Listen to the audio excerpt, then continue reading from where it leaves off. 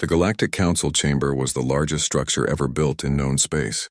It floated in the void between star systems, a massive ring of metal and light that had witnessed 10,000 years of history. Inside the main hall, representatives from 300 species sat in their designated sections. Some breathed oxygen, others methane, and some needed no atmosphere at all. The technology that kept them all alive in one space was older than human civilization. Ambassador Vexthor of the Zentari Collective stood at the center podium. His blue skin reflected the holographic displays that surrounded him. He had requested this emergency session 3 days ago, and now every council member waited to hear what the humans had said. The Zentari were known as the galaxy's best diplomats. If anyone could make the stubborn humans see reason, it would be Vexthor. He activated the message crystal. The air above the podium shimmered and formed into the image of a human male.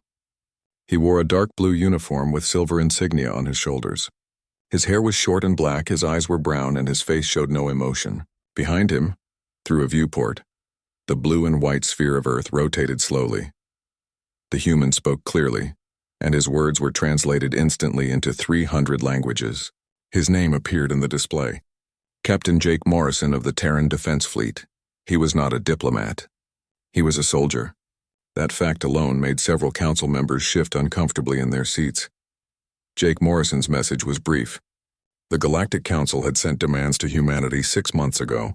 Humanity was ordered to surrender 30% of all colony worlds to Council administration. Humanity was ordered to reduce its military fleet by 70%. Humanity was ordered to pay an annual tribute equal to 15% of its total economic output. These were standard terms. Every species that joined the galactic community accepted them. It was the price of peace and protection. Jake Morrison said no. He did not explain. He did not negotiate. He did not ask for different terms. He simply stated that humanity rejected all demands and considered the matter closed. Then he said something that would be repeated across the galaxy for years to come. He said that any council ships entering human space without permission would be turned away. If they refused to leave, they would be removed by force. Then the message ended. The council chamber erupted into chaos. The noise was deafening even through the translation systems. High Chancellor Mordek, leader of the council for the past 2 centuries, slammed his staff against the floor. The sound rang out like a thunderclap and the chamber fell silent. Mordek was a Dravian, a species that looked like massive reptiles standing upright. His scales were deep red and his eyes were yellow. He had led the council through wars and peace treaties. He had never in all his years heard a species simply say no. Mordek's voice was cold and sharp. He asked Vexthor if this was truly humanity's final answer. The ambassador's skin turned a darker shade of blue, a sign of distress among his people. He confirmed that he had personally delivered the council's terms to Earth. He had met with their leaders. He had explained the benefits of joining the galactic community. He had warned them of the consequences of refusal. The humans had listened politely, then asked him to leave their space.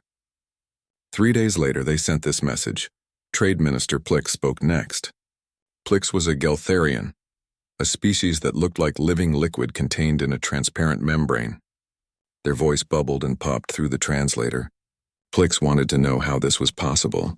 The humans were newcomers.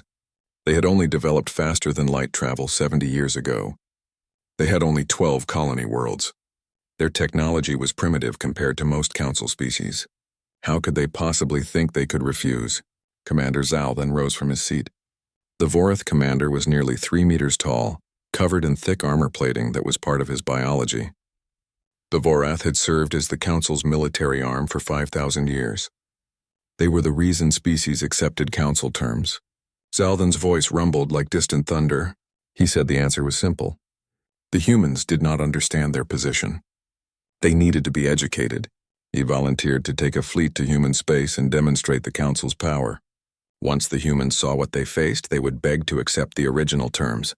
But Ambassador Tevana of the Luminar stood and asked for permission to speak. The Luminar were beings of pure energy contained in crystalline shells. They glowed with soft light and communicated through pulses of color as much as sound. Tevana had studied humanity more than most. She had read their literature and watched their entertainment. She had tried to understand how they thought. She warned the council that the humans might not respond as expected. Their history was filled with examples of them fighting against impossible odds. They had a cultural tendency to resist authority, especially authority they did not choose. Mordek dismissed her concerns. He had heard similar things about other species. Every primitive culture thought they were special. Every newcomer believed they could challenge the established order. All of them learned the same lesson. The Council had maintained peace for 10 millennia precisely because it did not tolerate defiance. He gave Commander Zal then permission to assemble a fleet. It would be a standard enforcement action. 3,000 ships should be more than sufficient. They would jump into human space, demonstrate their power, and accept humanity's surrender. It would take a week at most, the Council voted. 240 species approved the military action. 30 species abstained. 20 species voted against it, mostly younger members who still remembered their own enforcement actions. The vote passed easily. Zal then bowed to the Council and left to prepare his fleet. Vexthor remained at the podium, his skin now pale blue. He had spent months learning about humans. He had walked on Earth and spoken with their leaders. Something about this felt wrong to him, but he could not explain why. The Council had made its decision. In the viewing gallery above the main chamber, a small group of observers watched the proceedings. They represented species who were not yet Council members, worlds still considering whether to join. Among them was a young Kreshta scholar named Tikcha. The Kreshta were insectoid with multiple limbs and compound eyes. Tikcha had been studying galactic politics for her entire adult life. She turned to her companion, an elderly scholar from her homeworld. She asked if he thought the humans would surrender when they saw the fleet. The old scholar's mandibles clicked in what might have been laughter. He said that depended on whether the humans were wise or foolish. Then he added that in his experience, newcomer species were rarely wise. They had to learn through pain. 3 weeks later, Commander Zalthan's fleet assembled at the rally point outside human space. 5,000 ships had volunteered to join, making it one of the largest fleets in Council history. Species wanted to be part of teaching the humans their place. The fleet was a sight that had made hundreds of worlds surrender without firing a shot. It stretched across thousands of kilometers of space, a wall of metal and firepower that represented the might of 300 civilizations. Zal then stood on the bridge of his flagship and gave the order. The fleet jumped into hyperspace, heading for Earth. They expected to arrive, make their demonstration, and return home within days. None of them knew they were about to start the biggest crisis in galactic history. The massive Council fleet emerged from hyperspace near Jupiter's orbit. 5,000 warships appeared in a carefully coordinated pattern that had been practiced for centuries. Each ship took its assigned position in the formation. The largest vessels formed the center. Their weapons pointed toward the inner solar system. Smaller ships spread out in wings that stretched for thousands of kilometers. It was a display meant to inspire awe and fear in equal measure. Commander Zal then stood on the bridge of his flagship, the Eternal Dominion. The massive view screen showed Earth as a small blue dot in the distance. He felt satisfaction. This would be over quickly. His communications officer began broadcasting on all frequencies. The message was simple. Humanity had 72 hours to accept Council terms. All human military vessels were to power down their weapons and prepare for inspection. All human leaders were to present themselves for formal surrender ceremonies. Failure to comply would result in orbital bombardment of military installations. The message repeated in 15 different human languages. Zal then had learned that humans still used multiple languages, a sign of their primitive nature. Advanced species had unified communication systems. The sensor officer reported that human vessels were being detected throughout the solar system, small craft near Mars, defense platforms around Earth, a few larger ships near the Moon. The total count was less than 300 vessels. Zalthan's tactical display showed them clearly. They were laughably outnumbered. He ordered his fleet to advance slowly toward Earth. The movement would give the humans time to see what they faced and make the intelligent choice. No one wanted unnecessary bloodshed. The Council preferred peaceful submissions. Then everything changed in an instant. The sensor officer's voice rose in pitch as alarms began screaming across every ship in the fleet. Thousands of new contacts appeared on sensors. They came from here at once, behind asteroids, from the shadow of Jupiter's moons, from positions that should have been empty space. Human ships materialized as if conjured by magic. They were not small patrol craft. They were warships, each one bristling with weapons. The tactical display showed Zaldan the impossible truth. The humans had more ships than his fleet.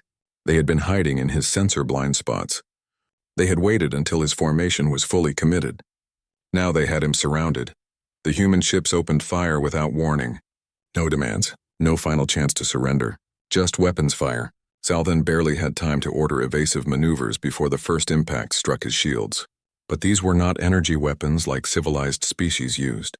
These were solid projectiles, chunks of metal accelerated to incredible speeds. They hammered into shields with kinetic force that made the entire ship shake. His chief engineer reported that the shields were draining faster than expected. These primitive weapons somehow bypassed the energy dispersion systems that made Council shields so effective against lasers and plasma. The shields were designed to spread energy across their surface. Kinetic impacts concentrated all their force on single points. The shields failed in sections, and metal slugs tore through armor plating like it was paper. The battle became chaos. Human ships moved in ways that should not have been possible. They accelerated and turned faster than Council vessels. They used no predictable attack patterns. Council military doctrine was based on formations and coordinated strikes. Individual ships had specific roles and followed predetermined tactics. The humans ignored all of it. Their ships acted independently, each captain making split-second decisions. They were like a swarm of insects, impossible to predict or counter. Zaldan's fleet tried to return fire, but the humans were never where the targeting systems expected them to be. On the bridge of the Terran battleship Defiance, Admiral Lisa Hayes watched the battle unfold with calm efficiency. Her short blonde hair was pulled back and her green eyes tracked multiple displays at once. She had prepared for this moment for 6 months. Every simulation, every training exercise, every tactical meeting had been focused on this single question. How does a smaller fleet defeat a larger one? The answer was simple. Never fight fair. Use every advantage. Know your enemy better than they know themselves. Make them fight on your terms, not theirs. Lieutenant Peter Grant called out status reports from his station. The Council fleet was breaking formation. Their larger ships were trying to create defensive clusters. Their smaller vessels were attempting to screen for the capital ships. It was exactly what the simulations predicted. Council tactics had not changed in 1,000 years. They were effective against species who fought the same way. They were useless against an enemy who refused to follow the rules. Lisa ordered her ships to focus fire on the support vessels. Take out the screens and the big ships became vulnerable. Deny them their formation and they become targets. The battle lasted 2 hours. In that time, the Council fleet lost over 1,000 ships. Another 500 were damaged too badly to continue fighting. The Eternal Dominion took 17 direct hits. One missile punched through the bridge armor and killed 6 of Zaldan's officers. He himself was injured when a support beam collapsed. His right arm hung uselessly at his side. Emergency systems were failing across the ship. Power fluctuated. Life support was compromised in 3 sections. And still the humans kept firing. They showed no mercy. They gave no quarter. They fought like demons. Zaldan gave the order to retreat. It was the first time in 500 years that a Council fleet had withdrawn from battle. The surviving ships jumped back into hyperspace in a disorganized rush. Some captains did not wait for their slower vessels. Ships jumped alone rather than in formation. It was a complete rout. The proud Council armada fled in terror from the primitive humans. On his damaged flagship, Zaldan watched Earth disappear from his view screen. He had underestimated them. They all had. This would change everything. Back in the solar system, human ships began recovery operations. Lieutenant Peter Grant reported multiple distress signals from damaged Council vessels. Some were drifting without power. Others had life support failures. He asked Admiral Lisa Hayes if they should render assistance. It was standard procedure. Even enemies helped each other in space. The void was dangerous enough without adding cruelty. But Lisa was silent for a long moment. She looked at the tactical display showing the debris field. Thousands of pieces of destroyed ships. Most of them were Council vessels, but not all. 43 human ships had been destroyed. Over 2,000 crew members dead. They had families. They had lives. They died defending their home from invaders. Lisa's voice was quiet but firm. She told Peter no.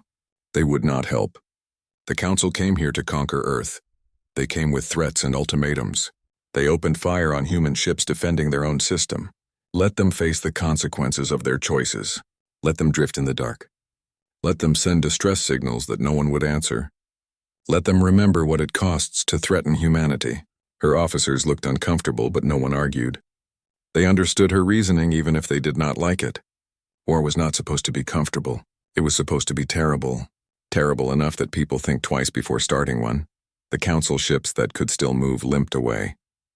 Those that could not remained behind. Their crews hoping for rescue that would not come from humans. Some council species had biological advantages.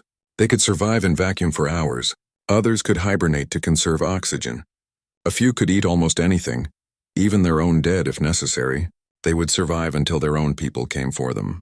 But they would never forget being abandoned in enemy space. They would carry that memory forever. The message was clear. Humanity would defend itself. Humanity would not be conquered. And humanity would not show mercy to those who threatened their home. This was the message that Admiral Lisa Hayes wanted the galaxy to receive. Come in peace and humans would welcome you. Come in war and humans would destroy you. There would be no middle ground. No negotiations under threat. No surrender to overwhelming force. Just defiance and victory or death. The Council wanted to teach humanity its place in the galaxy. Instead, humanity had just taught the Council a lesson it would never forget. The emergency session of the Galactic Council began in complete silence. Every representative was present either physically or through hologram. The massive chamber felt different now. The confidence that usually filled this space had been replaced with something else. Fear, confusion, anger. High Chancellor Mordek stood at the central podium looking older than his 400 years. His red scales had lost some of their luster. His yellow eyes scanned the assembly with visible frustration. The news from human space had reached every corner of the galaxy within days. A Council enforcement fleet had been defeated. Not just defeated, destroyed.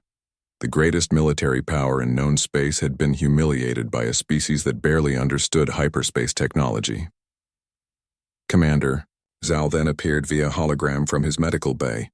His right arm was in a regeneration sleeve. Bandages covered half his face.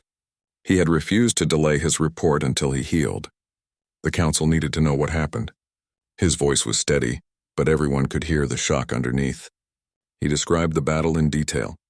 The humans had been waiting for them. They knew exactly where the Council fleet would emerge from hyperspace. They had positioned their ships perfectly. They used weapons that Council shields were not designed to stop. They fought with tactics that no database could predict. They showed no mercy and accepted no surrender attempts. When the battle turned against them, they did not negotiate. They just killed more efficiently. Scientist Kelthvar of the Nexian Directorate presented her analysis next. The Nexians were known as the smartest species in the galaxy. Their 4 eyes could see in multiple spectrums and their brains processed information faster than most computers. Kelthvar had spent the past week analyzing every piece of data from the battle. Her conclusion was disturbing. Human technology was not superior to Council technology. In most ways, it was inferior. Their ships were slower in hyperspace. Their computers were less advanced. Their materials were weaker, but they had advantages that the Council had never considered important. Their weapons were simple and brutal. Their tactics were chaotic and unpredictable. Their crews were trained to operate independently without constant communication. Most disturbing of all, they had somehow hidden thousands of ships from Council sensors. Kelthavar believed they had discovered a new form of stealth technology, based on principles the Council had dismissed as impossible decades ago. Trade Minister Plix spoke next. The gelatinous beings' form rippled with agitation as they presented economic data. 17 species had already withdrawn their trade agreements with the Council. They claimed it was temporary due to increased piracy concerns, but everyone knew the truth. They were afraid. If the Council could not protect them from the humans, what good was Council membership? Plix reported that insurance rates for shipping through Council space had tripled. Several major trade routes were being abandoned. The economic damage was already in the billions and growing daily. Some species were even sending secret diplomatic messages to Earth. They wanted to open talks with humanity directly, without Council involvement. This was unprecedented. Council members did not conduct independent foreign policy. That was the entire point of the Council. Ambassador Vexthor requested permission to speak. His blue skin was almost gray now. He looked like he had not slept since the battle. He reminded the council that he had warned them about humanity. He had spent months on Earth talking to their leaders and studying their culture. He had tried to explain that humans were different. They did not think like other species. They had evolved as persistence hunters. They did not give up when facing stronger opponents. They found ways to win through endurance and creativity. Their entire history was filled with examples of small groups defeating larger enemies. They had a word for it in their military doctrine: asymmetric warfare. They specialized in fighting enemies they could not match directly. The council had given them exactly the kind of fight they were best at. Vexthor suggested that perhaps the council had approached this situation incorrectly. Perhaps threats and demands were not the right strategy with humans. This statement caused an immediate uproar. Species began shouting at each other across the chamber. The translation system struggled to keep up with hundreds of voices arguing simultaneously. Council members accused each other of cowardice. Some said the solution was to send a bigger fleet. Others insisted that economic sanctions would work better than military force.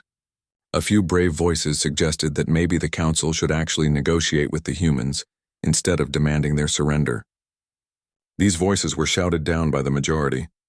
The council did not negotiate with primitives. The council maintained order through strength. Any sign of weakness would encourage other species to rebel. High Chancellor Mordek slammed his staff down repeatedly until the chamber quieted. His voice was cold and hard. He understood the concerns being raised. He acknowledged the military defeat. But he insisted that the fundamental situation had not changed. The council represented 300 species and controlled thousands of worlds. Humanity had 12 colonies and a fraction of the council's industrial capacity. Yes, they had won one battle through trickery and surprise, but they could not sustain a long war. The council would assemble a new fleet, this time 10,000 ships. This time they would not underestimate the enemy. This time there would be no mercy and no survivors. Earth would be reduced to rubble as an example to any other species considering defiance. Ambassador Tevana of the Luminar stood then. Her crystalline form glowed brighter than usual, a sign of strong emotion among her people. She asked the Chancellor if he had actually listened to anything that was said today. The humans did not fight like other species. They did not surrender when facing impossible odds. Sending a bigger fleet would just result in a bigger defeat. She had studied human history extensively. They had a saying: the harder you push, the harder they push back. They thrived on adversity. They became more dangerous when cornered. The council was making the exact same mistake that countless human enemies had made throughout their history, treating them like a normal opponent instead of recognizing what made them unique. Tevana continued speaking despite the angry murmurs from other delegates. She pointed out that no one had actually asked the important question. Why did the humans reject council terms in the first place? The terms were standard. Every species accepted them eventually. So what made humans different? She had a theory. Humans had developed space travel on their own. They had not been discovered by a more advanced species. They had not been given technology. They had earned every advancement through their own work. They felt no debt to the galactic community because they had never asked to join it. From the human perspective, the council was just another empire trying to conquer them, and humans had a very long history of fighting empires. They had fought their own empires. They had fought each other's empires. They had even fought against their own governments when they felt those governments became too controlling. Independence was not just a political concept for humans. It was part of their cultural identity. Trying to force them to submit was like trying to force water to flow uphill. It went against their fundamental nature. The chamber fell silent as the representatives absorbed this. Finally, a young delegate from the Kreshta hive spoke up. The insectoid's voice was translated with difficulty since her species communicated partially through pheromones. She asked what Tevana was suggesting. That the council just give up? Let the humans do whatever they wanted? Allow them to ignore galactic law? If the council backed down now, how many other species would follow the human example? The entire structure of galactic civilization could collapse. 10,000 years of peace and order could end because one stubborn species refused to follow the rules everyone else accepted. Tevana's glow softened to a gentle pulse. She was not suggesting surrender. She was suggesting that maybe the rules needed to change. The council had maintained order through a simple system. Might makes right. Join us or be destroyed. Pay tribute or be invaded. For 10,000 years this worked because every species the Council encountered was either too weak to resist or too afraid to try.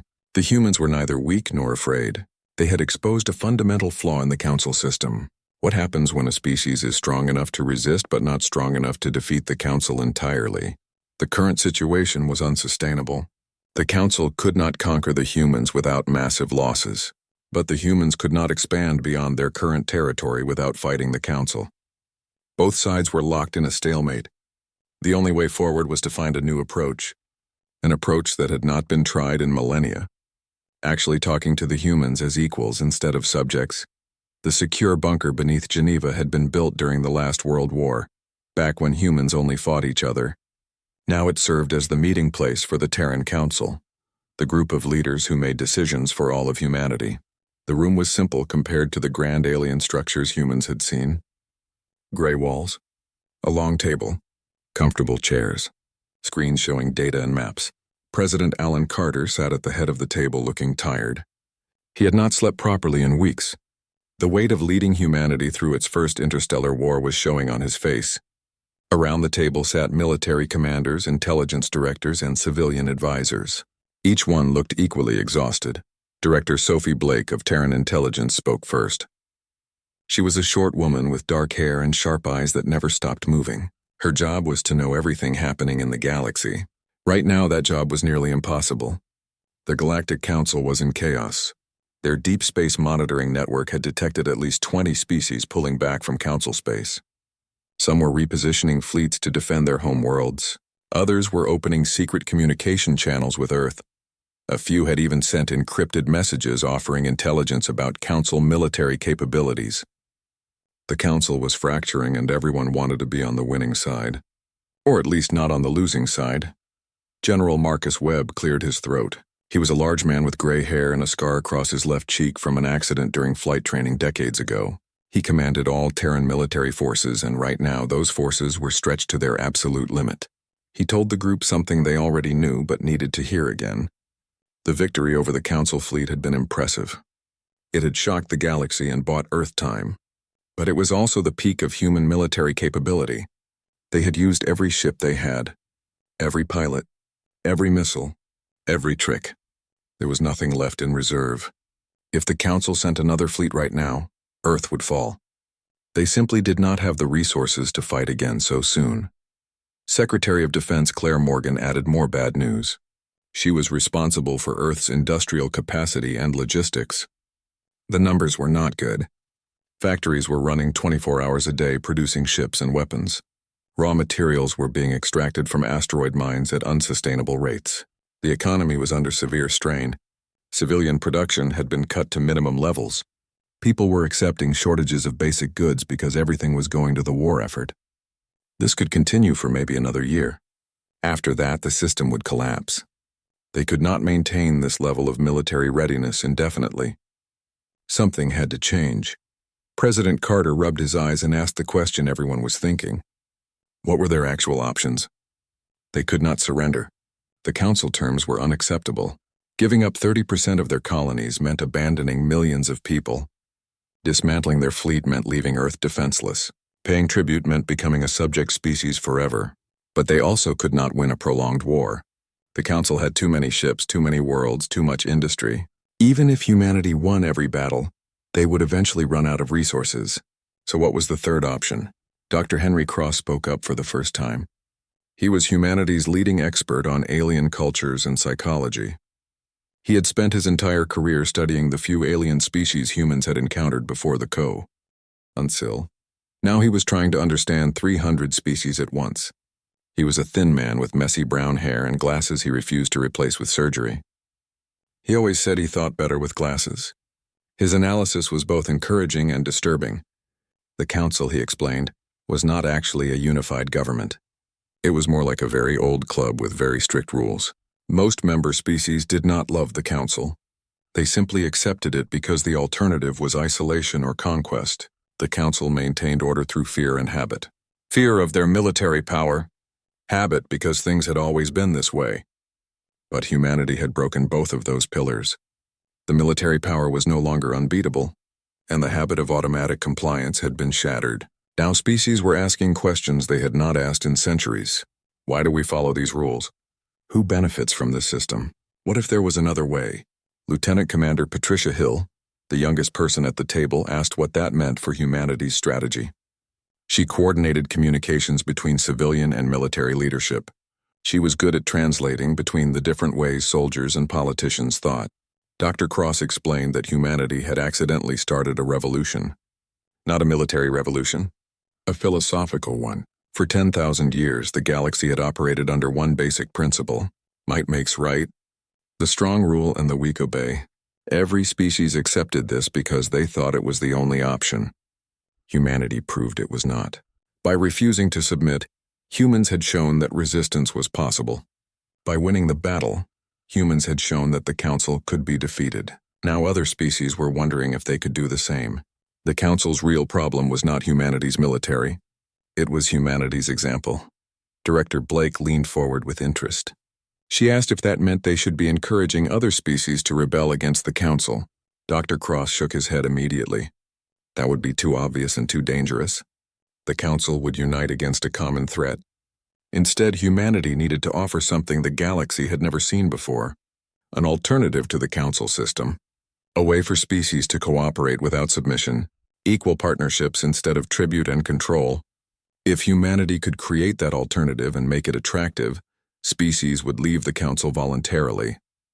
The Council would collapse from within rather than from external pressure. General Webb asked the practical question. How does Earth create an alternative galactic government when Earth can barely defend itself? They did not have the ships to protect other species. They did not have the economy to fund a new alliance. They barely had enough resources to survive. Dr. Cross admitted he did not have all the answers. But he knew humanity had one advantage the Council did not. Humans understood cooperation between equals. Human history was filled with alliances, treaties, and partnerships between independent nations.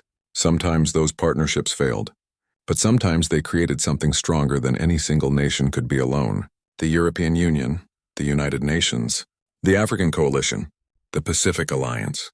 Humans knew how to work together without one side dominating the other. That knowledge was more valuable than any weapon. Admiral Lisa Hayes joined the meeting via secure video link from her flagship.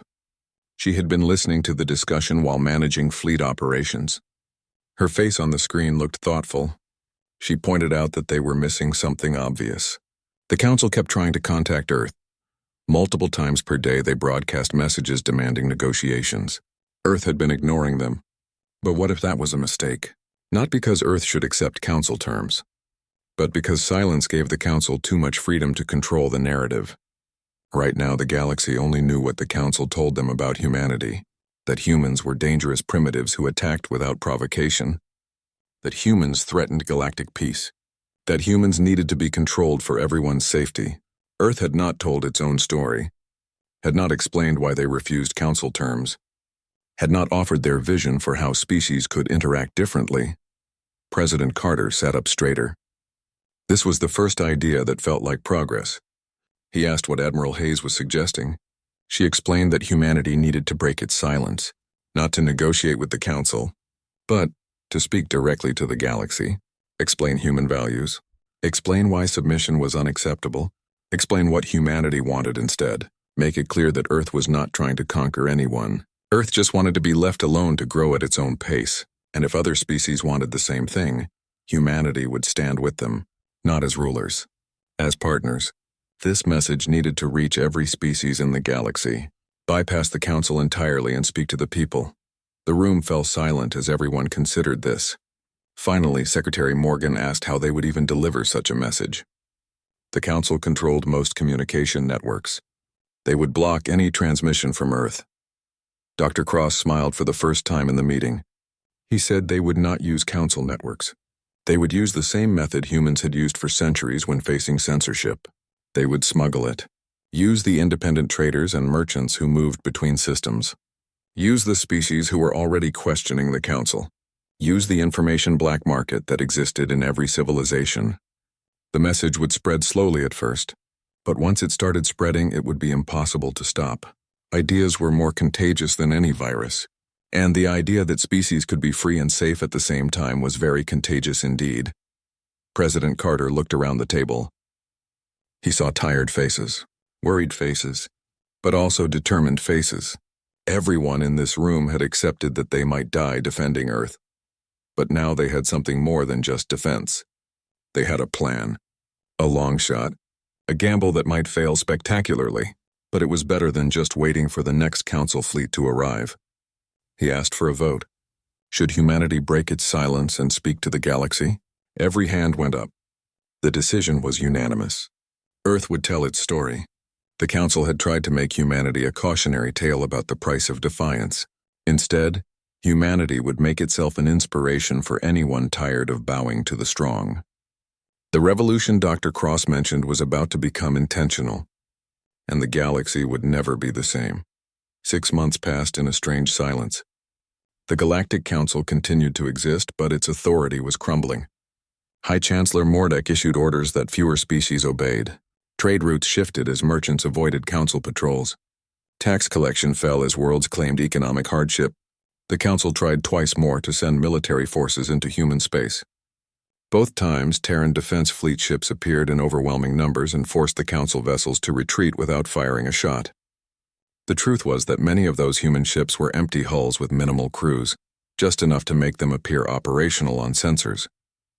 But the council did not know that. They saw what looked like an endless supply of human warships, and their resolve weakened further. The message from Earth had spread across the galaxy exactly as Dr. Cross predicted. Small data packets copied and shared through thousands of networks. Independent traders carried it between systems. Species translated it into their own languages and added their own commentary. Some agreed with it. Some dismissed it as human propaganda, but everyone talked about it. The message was simple. President Alan Carter spoke directly to the camera in plain language that translation software handled easily. He explained that humans did not want war. They did not want to conquer or control other species. They simply wanted the freedom to grow and develop at their own pace. They rejected council authority not out of disrespect, but because they believed that free people should not bow to distant powers they did not choose. He invited any species who felt the same way to open dialogue with Earth, not as subjects, not as vassals, but as equals working together for mutual benefit. The message ended with a human saying that resonated across cultures. United we stand, divided we fall. The response was beyond anything Earth's leaders expected. 37 species sent secret diplomatic communications to Earth. They ranged from small colonies to established civilizations. Each one had grievances against the council. Some resented the taxes. Others hated the restrictions on their military forces. A few had territories they wanted to reclaim from council administration. But all of them shared one thing. They were tired of being told what to do by species who lived thousands of light years away and had no understanding of local conditions. They wanted change, but they were afraid to act alone. If Earth could provide leadership for a new alliance, they would consider joining. The Terran Council met again in the same bunker beneath Geneva. This time the mood was different. There was hope mixed with the exhaustion. President Carter reviewed the diplomatic messages with his advisors. Secretary Morgan pointed out the obvious problem. Earth barely had enough resources to defend itself. How could they possibly protect 36 other species from council retaliation? General Webb agreed. The military situation had not improved. They were still running on fumes, using clever deployments to hide their actual weakness. If the council called their bluff and committed to a real assault, Earth would have maybe 2 weeks before defenses collapsed. But Director Blake had different information. Her intelligence network had picked up something interesting. The council was not preparing for a massive assault. They were preparing for a collapse. Internal communications showed species arguing about whether to continue supporting council operations. Some wanted to negotiate with the rebels. Others wanted to abandon the council entirely and focus on their own territories. The council's military arm, the Vorath, were split between those loyal to Commander Zaldan who wanted revenge against humanity and those who thought the whole war was a mistake. The economic strain was enormous. Council worlds were paying for a military buildup while losing trade revenue. Popular opinion was turning against the leadership in several key systems. The council was losing its war even though no major battles had been fought in months. Dr. Cross proposed a bold idea.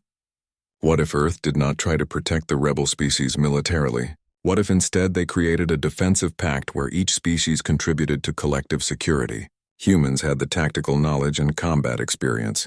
Other species had resources Earth lacked. Some had advanced sensor technology. Others had industrial capacity. A few had unique weapon systems. If they combined their strengths and shared their advantages, they could create a defensive network stronger than any single member. It would be genuine cooperation, not the Council system of tribute and control. Each species would maintain independence but agree to mutual defense. An attack on one would be considered an attack on all. Admiral Hayes, attending in person this time, liked the concept but worried about implementation. Getting 36 different species to agree on anything would be nearly impossible. They had different cultures, different values, different strategic priorities. Some were natural enemies who had been at war before the Council forced peace between them. How do you build trust between species who barely understand each other? Dr. Cross acknowledged the difficulty, but pointed out that humanity had managed similar challenges. The United Nations had brought together nations with centuries of conflict. It was not perfect, but it worked well enough to prevent another world war. The key was finding common ground. In this case, the common ground was simple. Everyone wanted freedom from Council control. Lieutenant Commander Hill suggested they start small. Invite the most committed rebel species to a conference. Not on Earth where humans would seem to be in charge. Not on any species' homeworld where others might feel disadvantaged. Instead, build a neutral space station specifically for this purpose. A place where all species met as equals. Design it so no single species had home advantage. Make it a symbol of the new way of doing things. If the conference succeeded and they could draft a basic agreement, others would join. If it failed, they would have lost nothing but time. President Carter made the decision. Earth would invite the rebel species to a conference to discuss forming what they were calling the Alliance of Free Worlds. The name was deliberately chosen to contrast with the Galactic Council. One emphasized freedom, the other emphasized control. Earth would provide the initial meeting location and security, but the alliance itself would be governed by consensus. No single species would have veto power. Decisions would require majority agreement, and most importantly, any species could leave at any time without penalty. This last point was crucial. It meant trust rather than force held the alliance together. The invitations went out through secure channels. 29 species accepted immediately. 5 asked for more time to consider. 3 declined politely, saying they could not risk Council retaliation. Earth began construction of the conference station in neutral space between systems. It was built quickly using modular designs. The architecture incorporated elements from multiple species' aesthetics. Meeting rooms were designed to accommodate different atmospheric requirements. Translation systems were tested extensively. Security was tight but not oppressive. The goal was to make every species feel welcome and safe. 3 months after the invitations went out, the first Alliance conference began. Representatives from 29 species gathered in the main assembly hall. Some appeared in person, others attended via hologram due to biological incompatibility. President Carter opened the conference with brief remarks. He thanked everyone for coming. He acknowledged the risks they were taking. He emphasized that Earth sought no special position in this alliance. Humans were just one species among many, all seeking the same thing, the freedom to determine their own futures. The conference lasted 2 weeks. There were arguments and disagreements. Species had different ideas about how the alliance should function. Some wanted a strong central authority. Others insisted on minimal structure. Military commanders debated defensive strategies. Economists argued about trade policies. Diplomats negotiated treaty language word by word, but slowly, painfully, a framework emerged. The Alliance Charter took shape. It established basic principles: mutual defense, free trade between members, respect for sovereignty, peaceful resolution of disputes, and the right of any member to leave without punishment. On the final day, 29 species signed the Alliance Charter. Humans did not sign first. That honor went to the Luminar, represented by Ambassador Tevana, who had been advocating for this approach from the beginning. Her crystalline form glowed with satisfaction as she pressed her mark into the digital document. One by one, other species added their signatures. President Carter signed for humanity, his hand steady despite the weight of the moment. This was not the end of anything. It was a beginning. A small group of species choosing a different path. The news reached the Galactic Council within hours. High Chancellor Mordek called an emergency session, but this time something was different. When he demanded that the council take action against the rebels, fewer than half the species voted to support him. The others abstained or voted against military action. Some even announced they were withdrawing from the council to join the alliance. Within a month, 63 species had signed the alliance charter. The council still existed, but its authority was gone. The old order was finished. 3 years later, Ambassador Tevana stood in the Alliance Assembly Hall addressing representatives from over 100 species. The alliance had grown beyond anyone's initial expectations. It was not perfect. Members still argued. Trade disputes arose. A few minor conflicts had to be mediated, but no species tried to dominate the others. No fleet was sent to enforce compliance. The alliance worked because its members wanted it to work. She spoke about the early days when everything seemed impossible. She spoke about humanity's role in showing the galaxy there was another way. She ended with a human phrase that had become popular across Alliance space. Sometimes the most powerful thing you can say is no. Earth had said no to the Council's demands. That simple refusal changed everything. Now hundreds of worlds were free to chart their own course among the stars. And it all started because one stubborn species refused to bow.